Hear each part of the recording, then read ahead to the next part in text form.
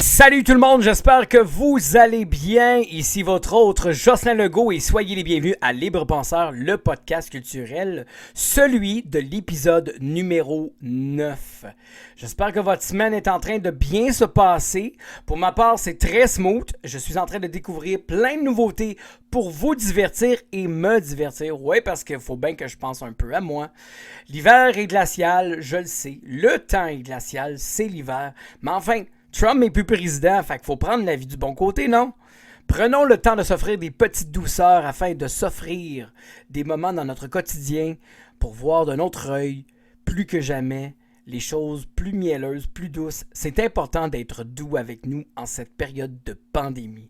Alors pour toutes ces raisons-là, installez-vous avec votre café et je vais tenter du mieux que je peux de vous faire oublier la voiture qui ne part pas, les soucis technologiques en tant que télétravailleur ou simplement vous faire découvrir du nouveau. Êtes-vous prêts? On commence l'épisode numéro 9 maintenant.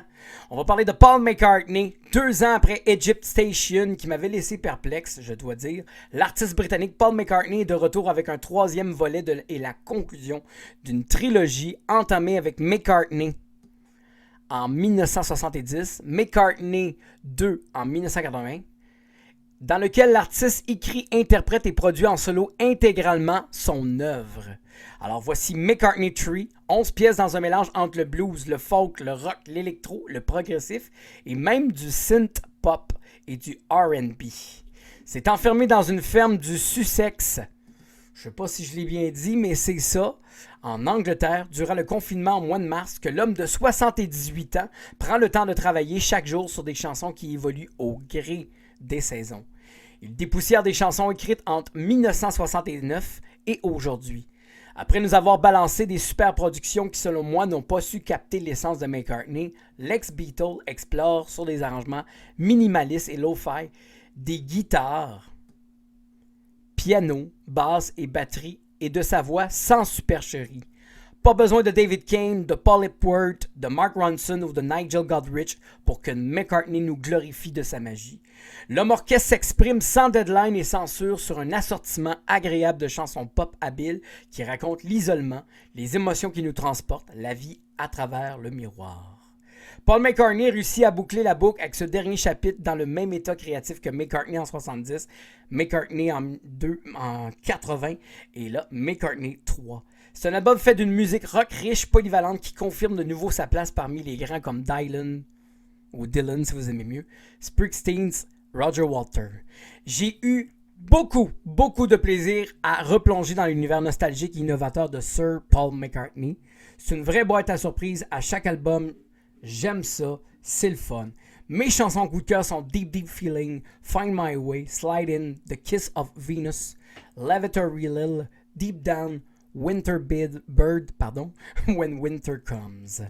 Alors pour tout ça, je donne 10 sur 10. J'ai adoré. Vous écoutez Libre Penseur, le podcast culturel, l'épisode numéro 9.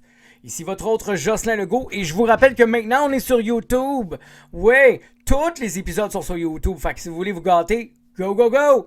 Mais là, on enchaîne maintenant avec Steven Wilson. Qui est Steven Wilson? C'est l'ancien chanteur et fondateur de Porcupine Tree, un groupe de rock progressif qui a fait 10 albums. Steven Wilson est de retour 3 ans après To The Bone, qui traitait avec brutalité d'un monde qui se brisait sous le poids des mensonges. Cette fois, l'artiste arrive avec un 6e album qui continue de mettre l'emphase sur des thèmes qui martèlent notre esprit et bousculera sans aucun doute nos valeurs à coup sûr. En tout cas, tenez-le vous pour dit, ça frappe fort. Wilson offre des chansons pertinentes qui racontent le 21e siècle et son poison sociétaire le plus dérangeant, c'est-à-dire notre dépendance à la technologie. Je vais prendre une petite gorgée d'eau.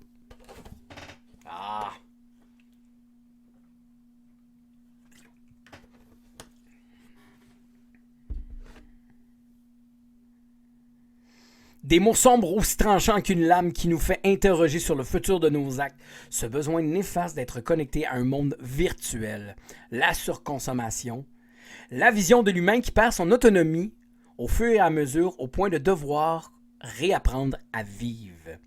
Wilson resserre l'étau autour de notre gorge et nous fait réaliser l'ampleur de nos bêtises à force de laisser la technologie, pour nous berner continuellement. Sur des arrangements de guitare omniprésentes versus des claviers et des rythmes électroniques qui viennent transporter l'auditeur dans un monde où rien, mais rien n'est enchanteur. C'est chaotique et révélateur à la fois, le sixième effort de Steven Wilson. Ça nous rappelle une bête fascinante entre Genesis, Peter Gabriel et Pink Floyd et The Pineapple Thief. Rien à voir avec la musique progressive qui autrefois nous ponctuait de ses solos et passes instrumentales interminables plongées dans cet univers sans limite. Cette fois-ci, Steven Wilson expérimente une forme plus pop qu'à l'habitude qui continue tout de même de creuser dans la profondeur de ce style. Je vais être franc, je me lasse facilement du progressif, mais cette fois-ci, on est ailleurs. Et voilà pourquoi j'ai mordu dans le futur de Wilson qui est résolument sombre et spectaculaire. Du gros calibre de Future Bites, c'est du Steven Wilson bouleversant, captivant et inventif qui prouve que le style progressif n'est pas prêt d'être démis de ses fonctions. Et pour toutes ces raisons-là, je donne 10 sur 10. Mes chansons coup de cœur sont Self, King Ghost, Eminent Sleaze, Personal Chopper, Man of the People, Flower et 12 Things I Forgot. Vous écoutez Libre Penseur, le podcast culturel, l'épisode numéro 9. Merci d'être là.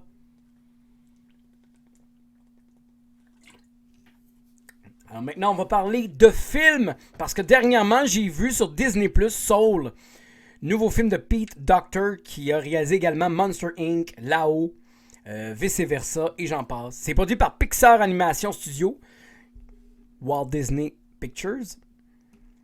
C'est l'histoire de Joe Gardner, un professeur de musique de collège qui rêve depuis très longtemps de jouer du jazz sur scène.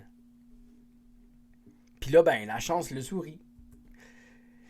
Et il est impressionné par d'autres musiciens de jazz lors d'une séance libre au Half Knot Club. Cependant, un accident provoque la séparation de son âme et de son corps et le transporte au Youth Séminaire, un centre dans lequel les âmes développent et gagnent des passions, avant d'être transporté dans un enfant nouveau-né. C'est spécial, hein?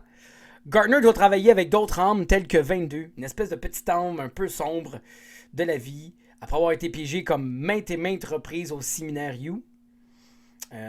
Puis là, faut qu'elle retourne sur la Terre, accompagnée de ce monsieur-là. Mais lui, il veut ravoir son âme parce qu'il estime qu'il a encore à donner.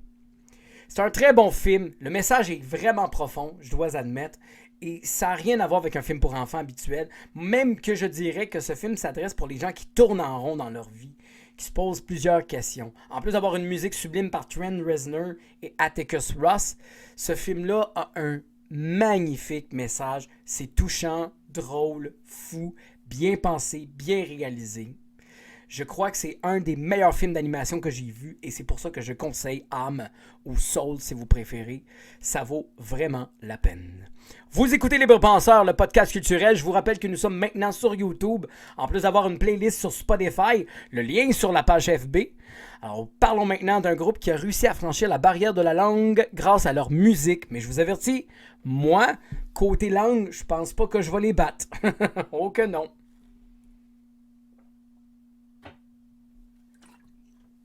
Voici le groupe d'origine norvégienne Wardruna. Le groupe d'origine Wardruna est de retour menant de front par le chanteur multi-instrumentiste Einar Selvik avec ses acolytes. Depuis sa trilogie, l'album Runaljold, il expérimente l'instrumentation traditionnelle nordique avec des éléments de composition contemporaine et organique, un peu comme les Vikings il y a plus de 900 ans. Leur musique est faite d'instruments à partir de peau et d'os, de chants instinctifs qui servent d'invocation à votre nature profonde enfouie en vous et déterrent des légendes dans votre peau. 2 ans après Skalj, je ne sais pas si je le dis bien, mais c'est pas grave, il nous offre un 5e album qui continue de retentir comme un écho naturel dans les montagnes glaciales de la Norvège. Voici Kvridran. Je ne sais pas comment dire ça, mais ça signifie corbeau blanc en animal. Corbeau blanc en animal, c'est vraiment drôle ça. Corbeau blanc, tout simplement. Animal avec lequel Einar se dit lié par une connexion profonde et symbolique. 11 pièces faites d'une musique dark folk traditionnelle, faites d'une trame vocale narrative qui résonne haut et fort, sur des chansons qui font des références historiques et mythologiques. Mais inquiétez-vous pas, Dieu merci, pas besoin d'être un adepte de tout ça pour apprécier l'univers de Wardruna. Comme sur les précédents disques de Wardruna, Le groupe persiste dans sa signature faite de chants traditionnels bestial et doux à la fois et de percussions qui vibrent comme un cœur battant. Dans des arrangements d'instruments à archet, des chœurs et des corps. Bon, je n'ai pas su capter toutes les subtilités, mais j'ai quand même apprécié l'univers de Wardruna. Fait que pour moi, c'est un album sauvage comme le vent froid nordique, c'est beau et prévisible, c'est vraiment bon. Je lui accorde un beau 3 sur 5. Et mes chansons préférées sont White Raven, Shadow, Grey, Memory, Song of the Windbread, Song of the Spirit Waver. Ici votre autre Jocelyn Legault, soyez les bienvenus encore une fois à Libre Penseur, le podcast, épisode numéro 9. Merci d'être là, je le dirai jamais assez que ce trip-là, c'est grâce à vous qu'on le fait. Alors pour tout ça, merci d'être là. Là, je vous avertis, le prochain artiste, c'est mitigé comme opinion. On a parlé beaucoup de lui dernièrement, juste avant le grabattage médiatique du hashtag MeToo, face à ces accusations visées par un article de New York Times en février 2019. Parlons de Ryan Adams. Il y a un an, Ryan Adams, c'était bon ça. Il y a un an, Ryan Adams était sur le point de sortir son projet le plus ambitieux. Une trilogie qui commençait avec l'album Big Color en avril 2019, qui fut rapidement annulé pour vous savez quoi. Puis je vais prendre une petite gorgée.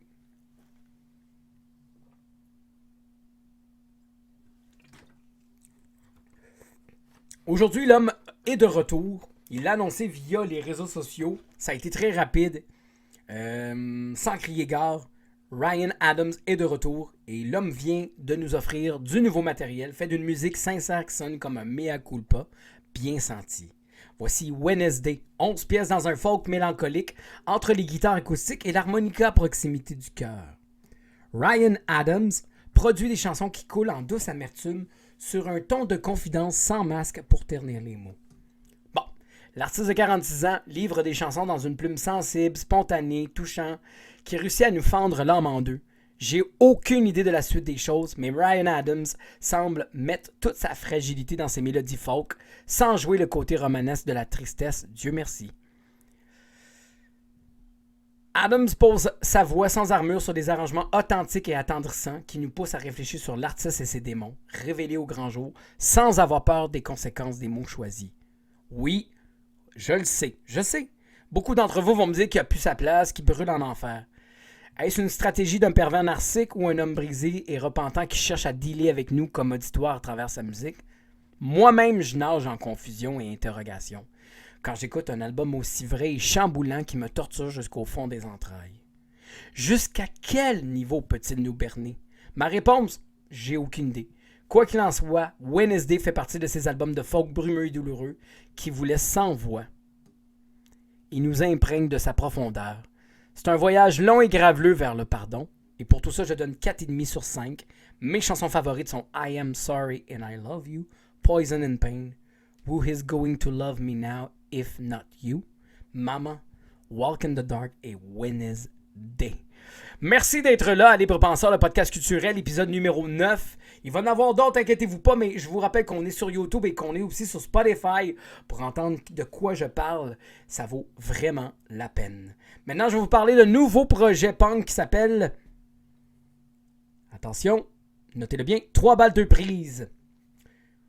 L'auteur, compositeur, interprète David Jalbert et le chanteur du groupe Lendemain de veille, Marc-André Rioux, unissent leurs forces avec un nouveau projet né lors de la pandémie entre les 4 murs. Je vous présente 3 balles 2 prises, band punk rock, salement en caractère engagé et au riff juvénile teinté de nostalgie et de hargne. Voici Parti pour la gloire, un EP de 5 pièces dans un punk rock du style californien qui varlope littéralement l'esprit. Ça rappelle des groupes comme Blink-182, MXPX, The Ataris, Green Day, NoFX. C'est réalisé par Jeff Grenier qui a travaillé avec Vilain Pingouin, David Jalbert, Bronco, William Deslauriers, Mathieu Provençal et Hugo Lapointe.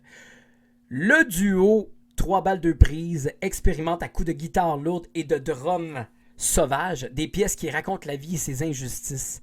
Des thèmes comme vieillir selon nos valeurs, le prix de la liberté, les souvenirs de TQ et plein d'autres choses. 3 balles 2 prises, c'est l'occasion de faire sortir le méchant. Bon, c'est pas toujours élégant, mais défouloir sur un moyen temps. Parti pour la gloire, c'est du punk rock bruyant qui sonne comme un uppercut en pleine gueule.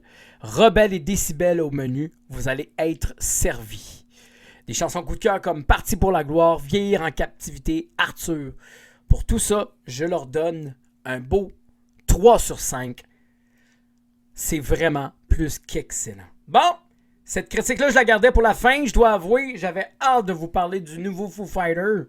Le 10e en album. Ouais, le 10e. Qui aurait cru?